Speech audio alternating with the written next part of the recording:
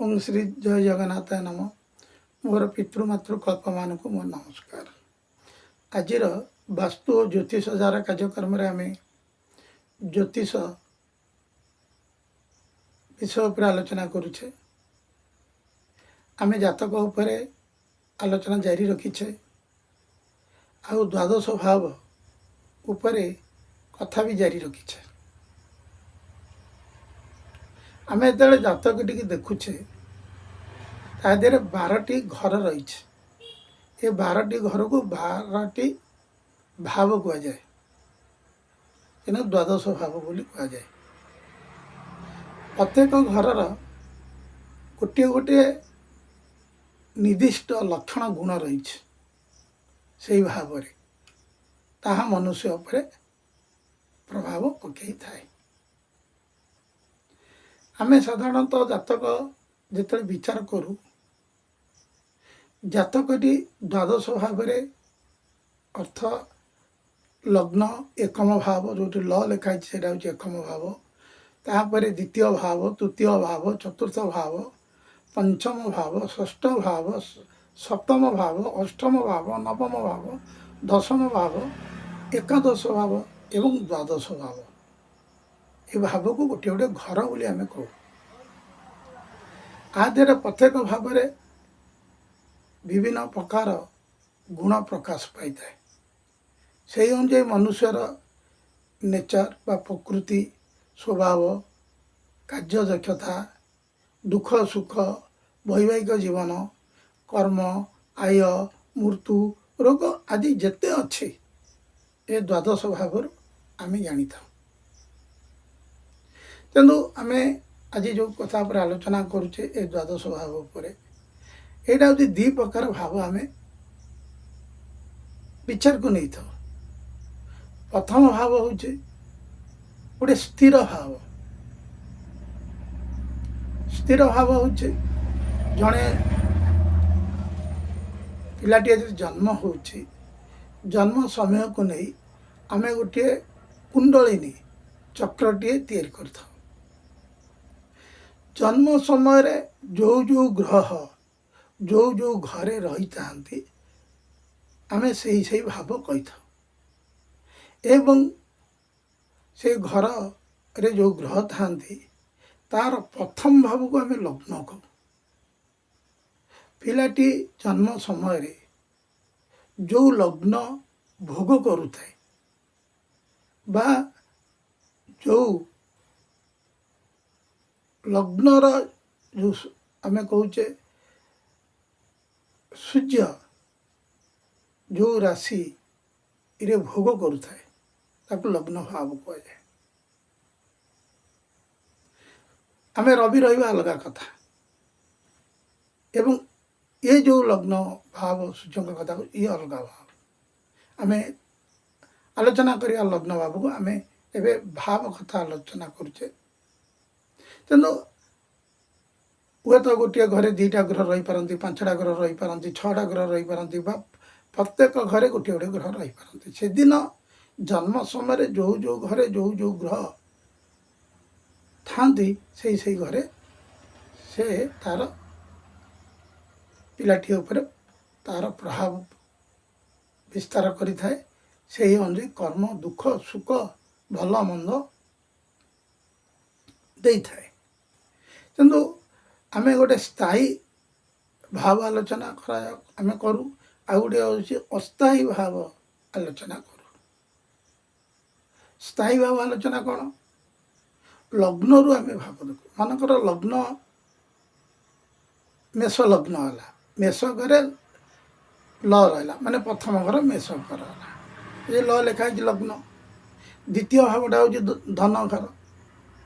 आम द्वितीय भाव में देखा तो धन प्रकृति से लोकटा स्थायी अच्छी कि ना कहीं दुख भोगुचे कहीं धन न आसूँ। जदि से पिलार आम देखा धन रिलेटेड घर किए अच्छा तार घर किए धन केमती आसो ना कर्म अनुजाई आसो। कर्मर घर हूँ 10म घर। केमितिया कर्म कले आमको केमितिया धन प्राप्ति हम। पुणी यदि कर्म करुवा धन आसुव प्रबल धन आसुन ବା ବହୁତ ପରିଶ୍ରମ କରି କମ୍ ଧନ ଆସୁଥିବ, ସେଇ ଆସିବା ଧନଟାକୁ କହନ୍ତି ଆୟଘର। ଆୟଘରର ଭାବ କେଉଁଟା? ଏକାଦଶ ଭାବ। ଯଦି ଆୟ ଆସୁଛି ସ୍ଥିର ରହୁନି, ପଳେଇ ଯାଉଛି, ବ୍ୟୟ ହେଇଯାଉଛି, ବ୍ୟୟର ଭାବ ହେଉଛି ଦ୍ୱାଦଶ ଭାବ। ତେଣୁ ଏମିତି ଏଇଟା ସ୍ଥିର ଭାବ। ଏଇଟା ଲଗ୍ନରୁ ଆମେ ଯେଉଁ ଘର ଗୁଡ଼ିକ ଆଲୋଚନା କରୁ, ଏଇଟା ହେଉଛି ସ୍ଥିର ଭାବ।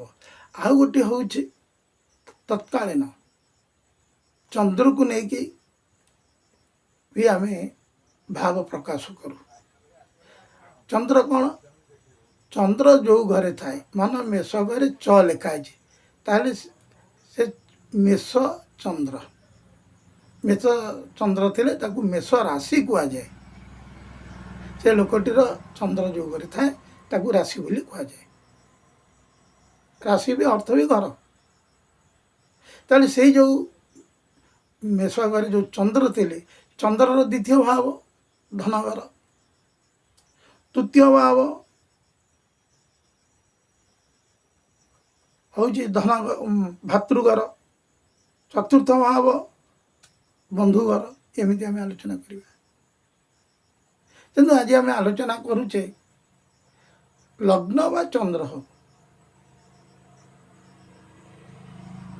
ଗୋଟେ ହେଉଛି ସ୍ଥିର ଭାବ, ଆଉ ଗୋଟେ ଯେଉଁ ଗୋଚରରେ ଆମେ ଲଗ୍ନକୁ ଦେଖିବା, କ'ଣ ଚନ୍ଦ୍ରକୁ ଦେଖିବା, ଗୋଚରରେ କେଉଁ କେଉଁ ଜାଗାରେ କିଏ ଗ୍ରହ ଅଛନ୍ତି, ଚନ୍ଦ୍ରକୁ କେଉଁ ଫଳ ଦେଉଛି।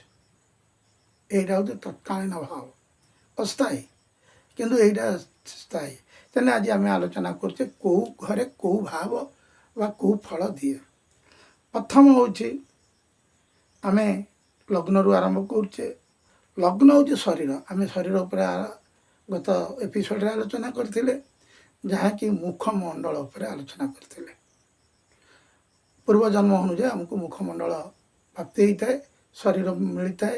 ଗେଡ଼ା, ଡେଙ୍ଗା, ମୋଟା, ବାଙ୍ଗରା, କେମ୍ପା, କୁଜା ଏସବୁ ଶରୀର ମିଳିଥାଏ। ସୁନ୍ଦର, ଅସୁନ୍ଦର, କଳା, ଧଳା, ଯାହା ଶରୀର ଆମକୁ ପ୍ରାପ୍ତି ହେଇଯାଏ, ପୂର୍ବଜନ୍ମ ଅନୁଯାୟୀ ପ୍ରାପ୍ତି ହେଇଥାଏ। ତାପରେ ଆମର ଆସିଲା ଦ୍ୱିତୀୟ ଘର ଭାବ ହେଲା କ'ଣ ନା ଧନ। ଧନ ଘରେ କ'ଣ ହୁଏ ନା ଆଉ କ'ଣ ସେଠି ଆମକୁ ମିଳେ ନା କୁଟୁମ୍ବ ଏବଂ ଚକ୍ଷୁ, ଖାଦ୍ୟ ଏବଂ କେତେକ ଲୋକ ସ୍ୱାସ୍ଥ୍ୟ ଏବଂ ମାରକକୁ ବି ଦ୍ୱିତୀୟ ଘରର ସ୍ଥାନ ବୋଲି ଗ୍ରହଣ କରିଥାନ୍ତି। ତୃତୀୟ ଘର